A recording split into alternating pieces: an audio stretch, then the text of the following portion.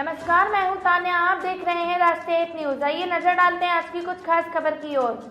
पूर्व राज्य मंत्री एवं भाजपा ओबीसी मोर्चा के प्रदेश अध्यक्ष कर्णदेव कंबोज ने आज इंद्री हलके के दर्जनों बाढ़ पीड़ित गांवों का दौरा कर लोगों को आ रही समस्याओं की जानकारी ली। पूर्व मंत्री ने हलके के जप्ती छपरा, बीबीपुर ब्राह्मण, सैयद छपरा, बयाना, कलसौरा सहित कई गांवों का दौरा किया। उपमंडल के गांव बीबीपुर ब्राह्मण में पत्रकारों के साथ बातचीत में उन्होंने कहा कि यमुना नदी के पानी से रादौर व इंद्री हलके के दर्जनों गांव में बाढ़ की स्थिति बनी हुई है। इस पानी से फसलों का नुकसान तो हुआ ही है, वहीं आने वाली फसलों को भी नुकसान होगा, क्योंकि खेतों में बारिश के पानी के साथ आई मिट्टी की वजह से खेत ऊंचे नीचे हो गए हैं।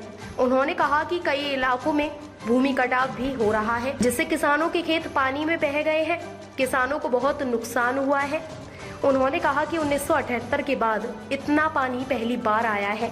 इस बार 4 लाख क्यूसेक पानी आया है। 8 जुलाई से भारी बरसात हुई है। पहाड़ी क्षेत्रों में बहुत बड़ी बरसात हुई है और उस बरसात की वजह से जो जमुना में उफान आया है और उस उफान की वजह से हमारे इस क्षेत्र के अंदर, रादौर के अंदर और इंद्री के अंदर इस जमुना के पानी से बड़ा नुकसान हुआ है। कई जगह भूमि कटाव भी बहुत बुरी तरह से हो रहा है और उसके साथ साथ जो जल भराव हुआ है, लोगों की फसलें खराब हुई हैं। अभी मैं लगभग 1 दर्जन गाँव का दौरा करके आया हूँ इंद्री के क्षेत्र का, और उनमें जिस प्रकार से फसल तो खराब हुई है, लेकिन आगे जो खेतों की भी स्थिति बदल गई। ऊंचे नीचे खेत हो गए, कहीं फुट तक जो है ना गाद चढ़ गई, मिट्टी चढ़ गई। उसमें अगली फसल तक भी जो है ना बड़ा नुकसान उठाना पड़ेगा किसानों को। और जिस प्रकार से सड़कें सारी क्षतिग्रस्त हुई हैं, कई जगह तो नीचे इलाकों में मकानों में भी पानी बढ़ा है, लोगों को बड़ा नुकसान हुआ है। और सबसे ज़्यादा नुकसान जो किसानों को हुआ है वो ये हुआ है कि फसल तो गई, लेकिन साथ में जिनके पास पशु हैं उनके लिए जो चारा था, चारा बिल्कुल बर्बाद हो गया। यहाँ तक कि जो लोगों के स्टॉक किया हुआ भूसा था, तूड़ा था, वो भी पानी में बह करके कहीं इधर उधर निकल गया और ख़राब हो गया।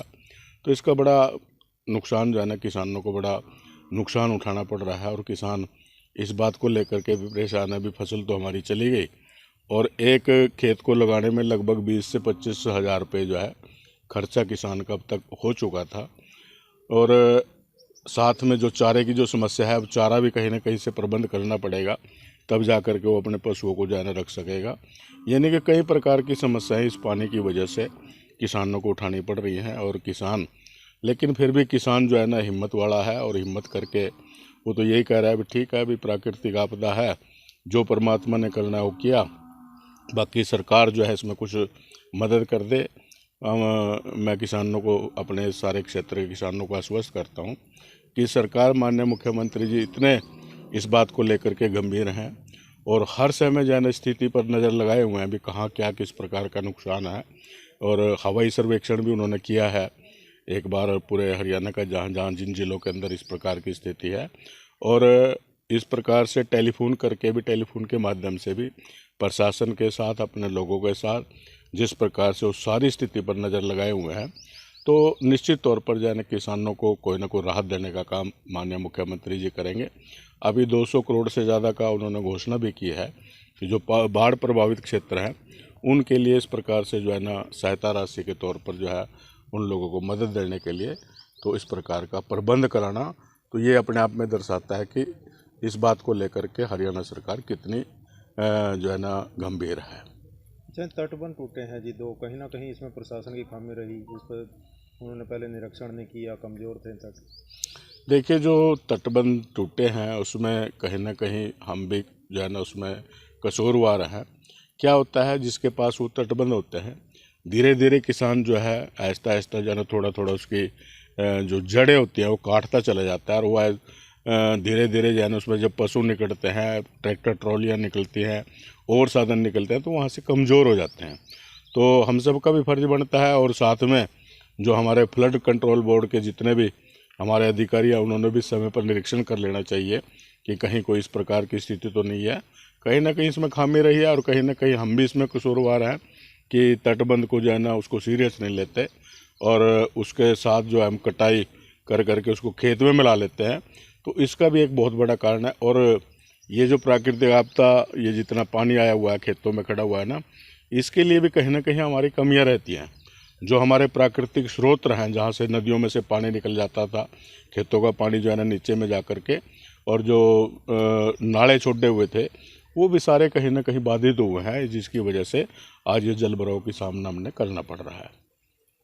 तो कोई राहत पैकेज सरकार की तरफ से किसानों के लिए? हाँ, बिल्कुल सरकार की तरफ से जो है ना अभी सारी जगह जो है विशेष गिरदावरी कराई जाएगी, जहाँ जहाँ इस प्रकार की वाटर लॉगिंग हुई है, फसलें खराब हुई हैं, और सर्वे करा करके जो भी रिपोर्ट आएगी उसके हिसाब से जो है ना लोगों को राहत देने का काम सरकार के द्वारा किया जाएगा। तो क्षेत्र में जो 1978 के बाद ये पहली बार इस प्रकार से हुआ है, और ये सारा का सारा तटबंध टूटने की वजह से हुआ।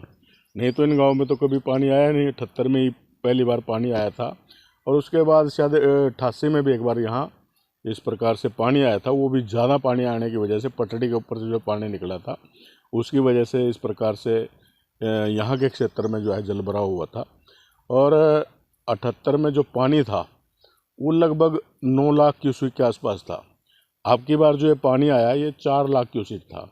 और इसका एक जो बड़ा कारण है कि पीछे जो जमुना के अंदर माइनिंग हुई है, खनन हुआ है, वहाँ से जमुना गहरी हो गई, और जमुना में जो पीछे से पानी जो रादौर क्षेत्र में निकलता था, अब की बार वहाँ ना निकल करके और ये सीधा इंद्री में जो है ना पानी का फ्लो जो है ना ऊपर हुआ है, क्योंकि यहाँ जमुना बिल्कुल फ्लैट है, वहाँ से गहरी है, और आकर के पानी जिस प्रकार से यहाँ चारों तरफ फैला, तो उसकी वजह से जो है ना सारा का सारा जो नुकसान हुआ ये उसकी वजह से हुआ। रादौर हल्के में कटाव बहुत ज़्यादा हो रहा है, ये गांव की बड़ी स्थिति की। देखिए, उस बात को लेकर के सरकार कितनी जो है ना गंभीर है।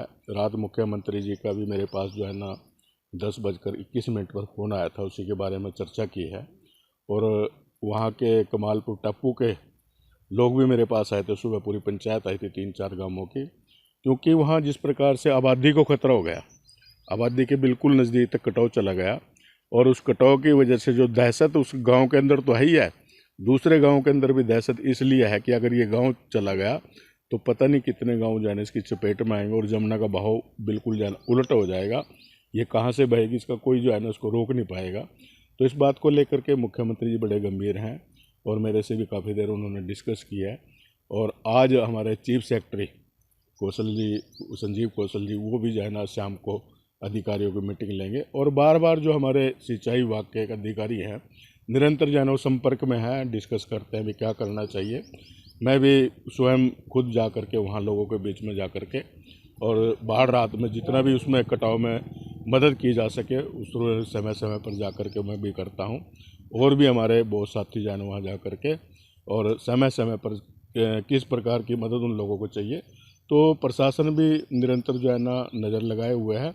और जो समाज सेवी लोग हैं वो भी, एक दिन तो वहाँ जो है ना मिलिट्री भी आई थी भी, और मिलिट्री ने भी देखा कि अभी पानी उतर जाए, और पानी उतरने के बाद ही कोई ना कोई वहाँ इस प्रकार का प्रबंध किया जाएगा। आज भी वहाँ निरंतर जो है ना सैकड़ों लोग लगे हुए हैं जो उसको कटाव को रोकने के लिए जो है ना काम कर रहे हैं। तो इस प्रकार से जो है ना प्रशासन भी लगा हुआ है, समाज सेवी लोग भी लगे हुए हैं, ग्रामीण भी, आसपास के लोग भी जो है ना उसको पाटने में पूरी तरह से जो है ना लगे हुए हैं।